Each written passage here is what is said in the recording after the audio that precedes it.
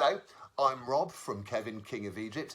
My background is mental health nursing. I did 16 years as a psych nurse, man and boy, mainly in adult mental health, but also in psychiatric intensive care. And then I did 5 years in the comedy clubs as half of a double act. And now I do what can best be described as stand-up poetry, which it's a bit like stand-up comedy, but it rhymes and there's no jokes in it. So, Kevin, King of Egypt, it's a comedy show and it's a caper in the tradition of the old Ealing comedies, of which I'm a fan. I play all the characters, and the show is about an unusual friendship that develops between an escaped mental health patient and a lost child. And Kevin is the mental health patient who's escaped in question.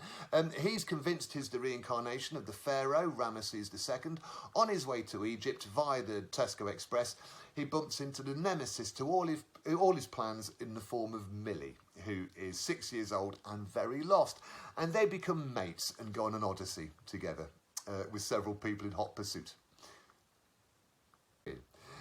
Kevin is great to perform as because he's really rambunctious and overexcitable, but he's got a massive heart as well, and so it's just a joy really, because it's like one big catharsis. The character was born when I was still nursing, and I used to volunteer to role play the role of people with psychiatric illnesses for medical students to practice for exams, and they'd asked me to role play the role of someone with a manic psychosis, and I did it quite a few times, and so the character of Kevin was born from this in quite a joyous and organic way. And it was delightful to do for the medical students, partly because you could be totally socially inappropriate and get away with it, but also you could be quite subversive as well. So, for example, a very common symptom of manic psychosis is there's a paranoid element to it quite often. So there'll be some sort of conspiracy theory which is really quite exaggerated, and it's all about you. And so Kevin, at some point in his ramblings, he'd be talking at length about how certain psychiatrists were bribed to prescribe drugs by certain pharmaceutical companies, and therefore he was at the whim of this very distorted relationship between these very powerful forces. And at the end of the thing, the medical students would highlight this as an example of a conspiracy theory and paranoid illness, at which point the tutor would be obliged to point out it was actually true.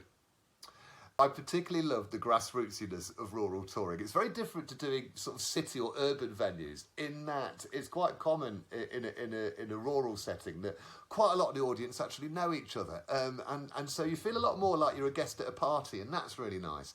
And it's great. You get more chance to chat with people before and after the show as well, which I really enjoy. And yeah, it's just a very, very different way of doing things, and it's the grassrootsiness of it that I find particularly appealing as well.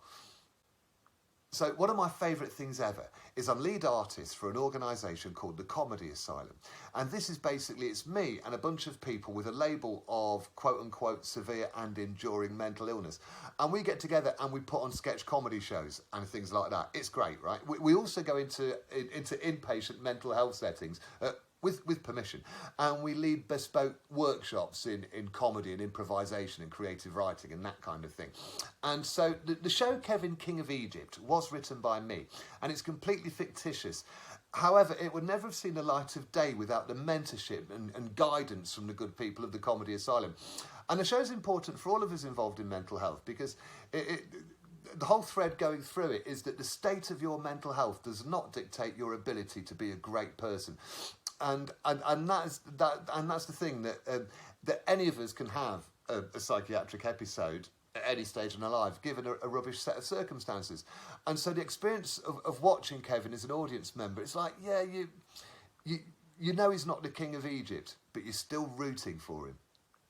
Well, very shortly after returning from Dorset, I'm hopefully, COVID permitting, doing the Ottawa Fringe Festival, which I'm very excited about. This will be the first international tour since the pandemic happened, so that should be great. And I used to be, pre-COVID, I used to tour Canada quite a lot, so I'm looking forward to going back.